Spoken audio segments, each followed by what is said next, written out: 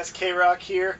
We are with Art of Dying guitar player, singer Tavis Stanley. Good to see you. Thanks for being on Mid-Atlantic Rock Reviews.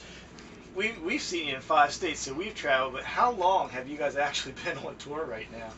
We started in March. We had a few little breaks here and there, but yeah, basically about 8 months on and off. So we've been around, yeah. Mostly in the U.S.? Yeah, pretty much. We played a handful of Canadian dates, but like primarily we're just touring the U.S. right now. Yeah. Now, one of the things I noticed when I introduced Tavis as singer and guitar player is you do a lot of the vocals, and one of the unique things I think about Art of Dying, one of the reasons I love this band is, I'm not a musician, but is the term 3-part harmonies correct to describe what you guys do? That's us, yeah. Can you talk a little bit about that and the style? Well, I mean, it's kind of our thing. That's what we love to do. We write a lot of our songs acoustically first, and we sit down, you know, at least me and Cale and John will get together and we'll just work on some hooks and some melodies and work out the harmonies, and then we'll jam it together as a band. But yeah, that's how a lot of our music starts, is just very vocally based, and we try to go for it, go for the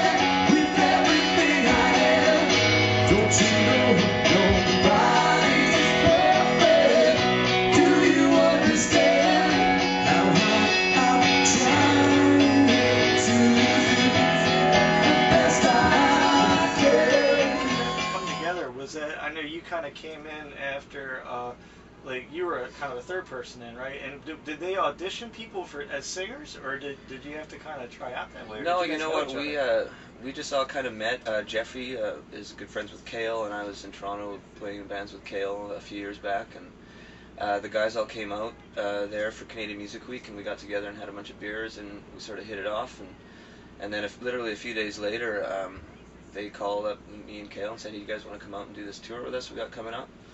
And we said yes, and we went on the road, and that's sort of when we say that Art of Dying really formed, was when the 5 of us got together, because that's you know, sort of the bond and the friendship we have now is sort of came out of that, and that's sort of when the sound changed as well. Me and Cale brought the harmonies in, which I don't think the band really had before then, so we sort of changed our sound at that time and just sort of went with it, and we were all excited because we had this great sort of connection vocally, and yeah, so that was it.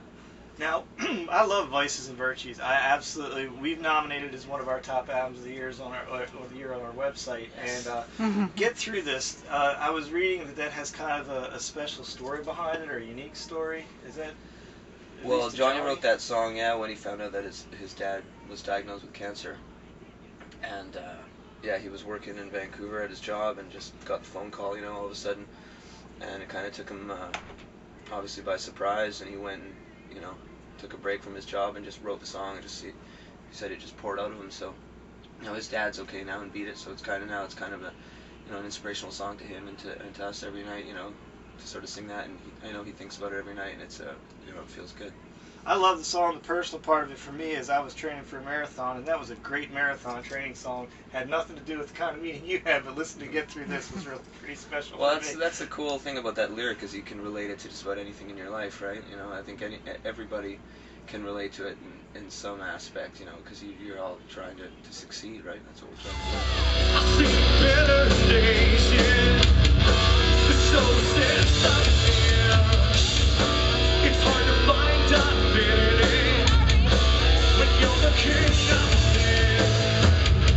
If I can get through this, I can get through anything.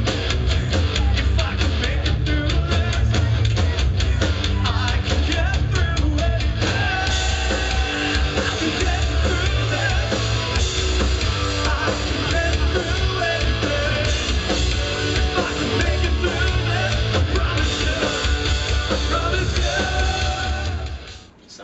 Now, with Vices and Virtues, we had Die Trying and Get Through This. I don't know if you're allowed to tell us. Do you know what the next single is going to be off the album yet, or is that still under wraps? No, we know, but I don't think I can tell you. Because you never know. Things in this business change last minute.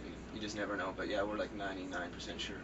Now I'm going to put in my plug for it since he can't tell you it. I don't know what it is, but I'm hoping for Sorry, just because it's a little different than what we've heard out there now. But I see hit written all over that song, and I can just hear that on every rock station. That'll be a single at some point. Maybe the next one. I think. We'll see. No insider information, just a fan's perspective there. Yeah. The name Art of Dying, every once in a while I'll tell somebody about Art of Dying, I think that's kind of a dark name, but it doesn't really have that message, does it?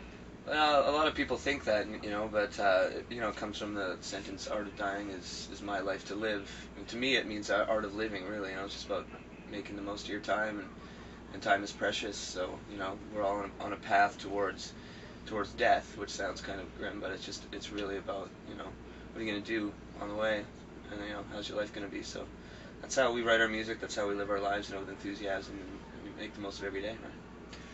Art of Dying, the enthusiasm piece, we love watching you guys live. I've been in the front row for, I guess, 3 of them now. We had to split at Rock on the Range and cover 2 sets, but you guys come out with so much energy. And do you, you guys seem like laid back on the side, but is that a release for you when you come on stage? Because you don't seem to be the same guys on stage the 1 or 2 times I've met you before. Well, it all depends when you catch us. I guess I could probably seem pretty chill right now, but we have a lot of fun. Especially when we hit the stage. We sort of have a few beers and get amped up before the show, and we're always looking to have a good time when we hit the stage. And we definitely get off on it for sure. Now, I talked a little bit about the festivals. Was there one festival in particular that because they've done a lot of festivals. Was there one in particular that was a favorite, if you're able to say that, because the one that stood out to you? Well, you know what? The last tour we just did, the whole Uproar Festival was just amazing. There's a whole bunch. I mean, the 48 Hours Festival in Vegas was the last show of that tour as well, which was incredible. But that whole tour, I think, was just amazing because we got to play for 5,000 to 10,000 people per day. We're on at like 3:30 in the afternoon out in the sun. During a hurricane, by the way. Sometimes we played out in the rain, just getting poured on. And but yeah, you never know what you're going to get at those outdoor shows. So it was really fun, and just to be in front of that many people every day was really cool. So I think we made a lot of fans, and we had a blast on that tour. Now, Ms. Mid-Atlantic wanted to talk about this. We talked about it on the way there. There seems to be like a family of bands almost that came out of Canada. There's a lot of relationships, it seems like, between 3 Days Grace and you guys and Disturbed, and is there sort of like a... My Darkest Day. My Darkest Day. Yeah, Is there like right. a family bond there of any kind, or do you guys... Well, you know what, our bass player Kale's from a little town called Norwood up in Ontario, just outside of Toronto. And out of that little town, it's funny how many of these guys came out. Like Adam Gontier from 3 Days Grace, Kale's cousin. Raining, yeah. Yeah, so he's from there as well. A bunch of those guys, like you got Brad Walsh, bass player, from there, and his brother Matt, singer for My Darkest Days. So they're all from the same town. It's this weird little, it's a tiny town of 1,000 people, but you got all these great musicians coming out of there. Is there like a big club there or something that produces these people, or it's just there's like a store and a supermarket and a beer store. That's about it. So, but yeah, it's interesting how much great music's coming out of that town. We had to laugh because when we were at 48 Hours Festival, Miss Marr caught a pick and we looked down. She's like, "This is a 3 Days Grace pick." What happened? Oh, not good. You know what? It's funny. I forget when we started a tour. We got a bunch of picks ordered and they were the wrong size. They sent us these super thick picks we couldn't use. So, of course, we go to our buddies. Hey guys, in 3 days, have you got any picks we can borrow? So they give us a big bag of their picks. So for a while, we're using 3 Days picks. We're throwing those out to the crowd. People are probably like. We did a double take. We were like, "Hey, they're cool too." We Yeah, as long as it's easy to play, So until we ordered some new picks, we use those for. You mentioned that you write all your songs acoustically first, and one of the questions I want to ask you is: has there ever thought of doing an all-acoustic album or an all-acoustic set? Because I would love to see that from you guys. Oh yeah, no, we're definitely gonna do an acoustic album at some point. Whenever we get a chance. And we're still working this album for a good another year or so, but yeah, that's been talked about definitely because it's really a part of our sound, and we want to showcase that at some point. Talk a little bit about Disturbed, because when I look on your website, there seems to be a real bond with Disturbed and you guys. Are you guys a sister band or something, or what's the bond there? We're signed to their label Intoxication, which is through Warner Brothers, and they basically gave us our big shot, right? We went on tour with those guys a few years back, and Dan Donegan, the guitar player, he was a big fan of the band and brought us out, and we got to know those guys, struck up a friendship. Dan watched our set basically every day, and we were just kind of like, "Oh, this is cool, it's this little band from Canada," and there's Dan checking us out. It's like, he must like us, great. And then tour ends. A few weeks later, the phone rings, and they said, we got a label. And we had no idea that we were like showcasing every night for these guys. And yeah, it worked out pretty good. So a few more months went by. They flew us out to Chicago and sat us down to dinner and had a glass of champagne and said, you know what, you guys, we want to sign you. Now, do you guys still live in Vancouver? Is that home? Or is that... Yeah, 3 of the guys live in Vancouver. I live in interior BC, and Kale's out in Norwood, outside of Toronto. Yeah. Last thing I want to know is there's a lot of references to birds on like and I don't know if that's just coincidence. It seems like there's birds on the drum kit. Like I noticed sometimes Johnny's got a bird on the belt buckle. Is there anything to that, or is it just Well, the raven is kind of it's part of our symbol, right, for our logo.